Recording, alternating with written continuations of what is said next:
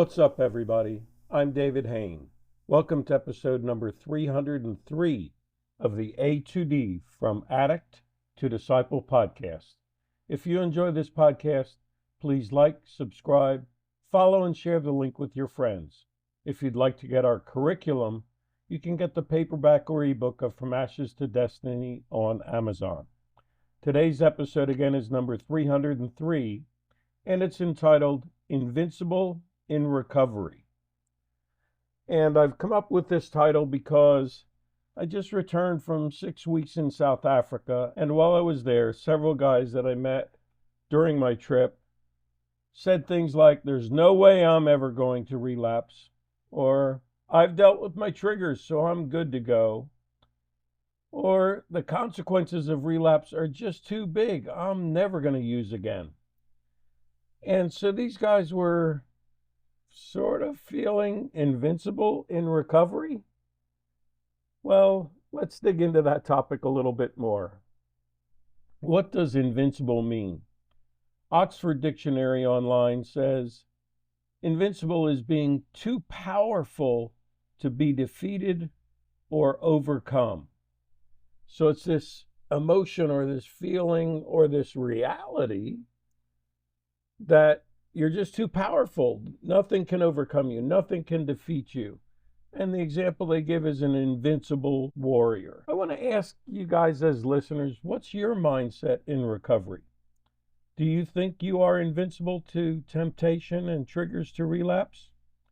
Are you staying a warrior, a soldier? Are you engaged in the battle of recovery?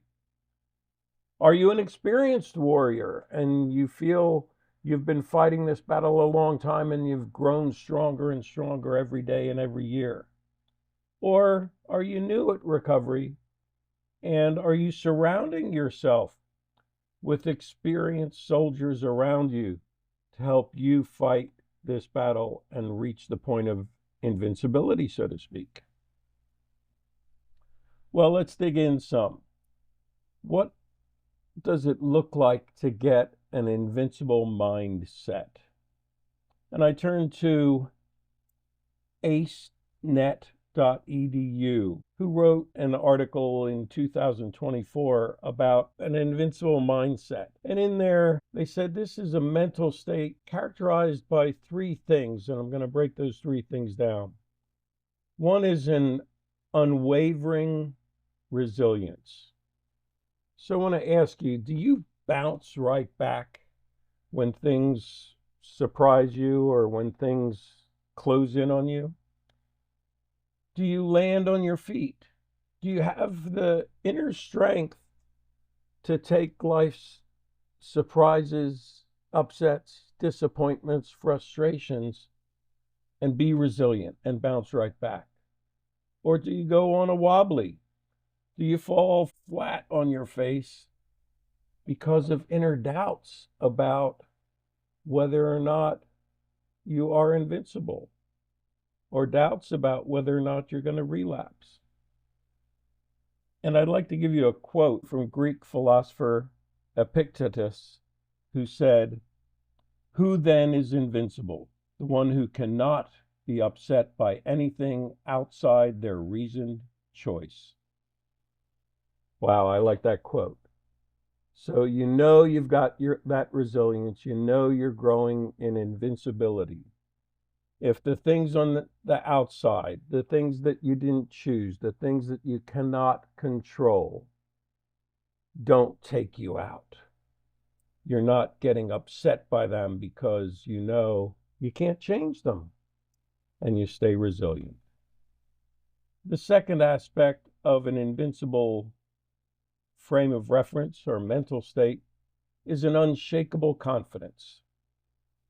What is your confidence based on? Is it based on this inner strength that we just talked about? Is it based on your faith or your belief in the higher power keeping you clean and sober?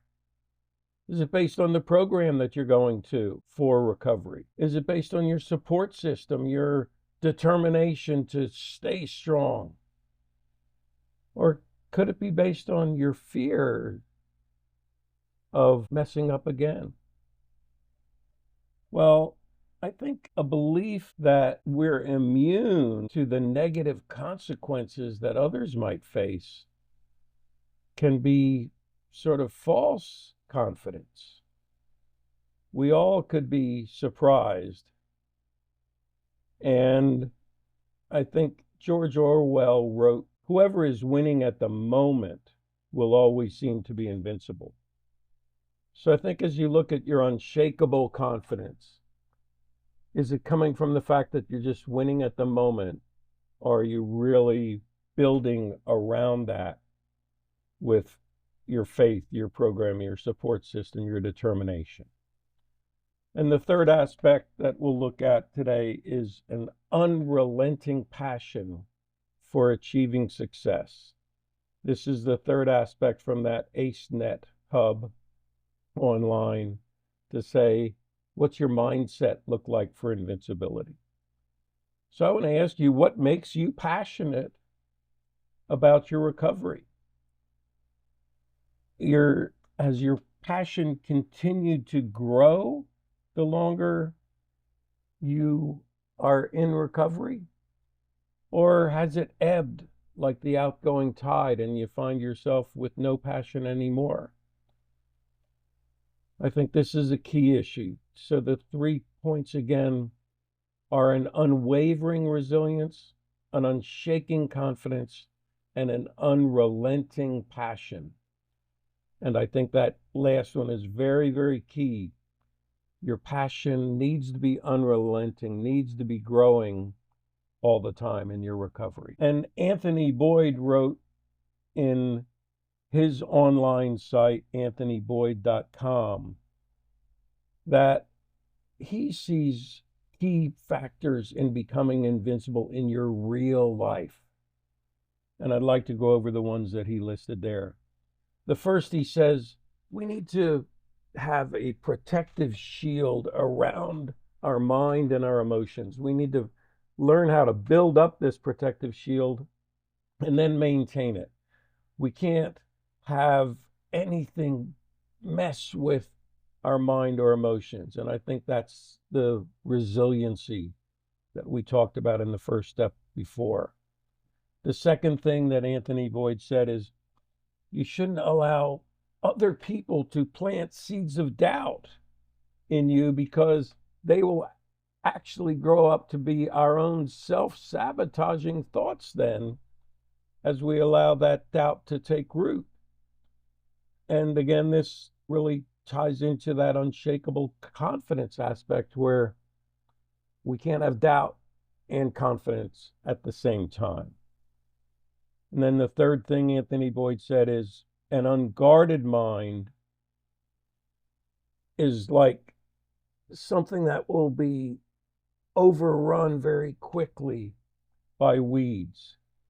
So we have to realize that if we don't put the fence around the garden, so to speak, if we don't guard our mind, weeds will come up and overrun it.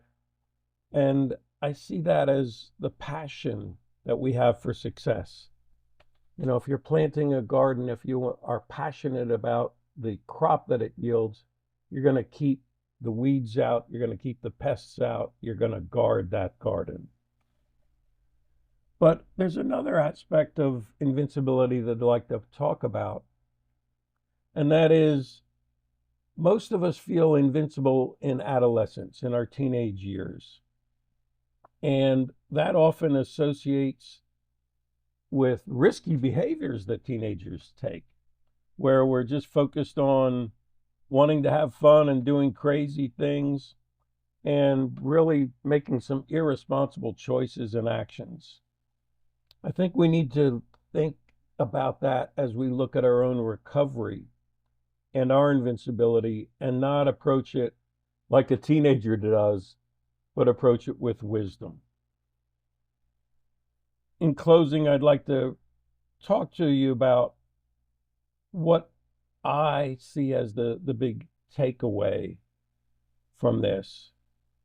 And to me, it's that we can't be tied into saying, no one understands me or no one's ever felt the same as me, because that would make us hold back and isolate while trying to feel invincible at the same time. And we can't be invisible and invincible at the same time. So we have to find people who understand where we're at. We have to realize people out there have felt the same things, the same pain that we felt, the same doubts. We have to learn how to be open and honest with them. We have to share with them. We have to be transparent and authentic. So I want to ask you, as you're feeling invincible, what do you do with your struggles in recovery? Do you struggle with negativity, distortion, shame, stigma, denial, all those things and more? And if so, I want to encourage you to bring those to the light. Joseph Stalin once said, history shows there are no invincible armies. So we need to list our weaknesses where we could be blindsided. We need to get in touch with those and learn how to strengthen those areas. And in closing, here's a quote by Charles Spurgeon, who said, think not that humility is weakness. It shall supply the marrow of strength to thy bones. Stoop and conquer, bow thyself, and become invincible. So to me, that means stay humble, not egotistical in your confidence, not egotistical in your claims that you're never going to relapse again. Bow yourself, stay visible, stay humble, and your invincibility will grow through the people that you surround yourself with. Thanks for listening to this episode of the A to D From Addict to Disciple podcast. If you were saying that's me as you listen, then it's time now to reach out and join a group. You can message me in the link in this podcast by email at davidfroma2d@gmail.com, or go to my website, www.from-a-to-d.org, and click on the contact page. Keep listening to future podcast episodes, and as always, stay safe and stay resilient.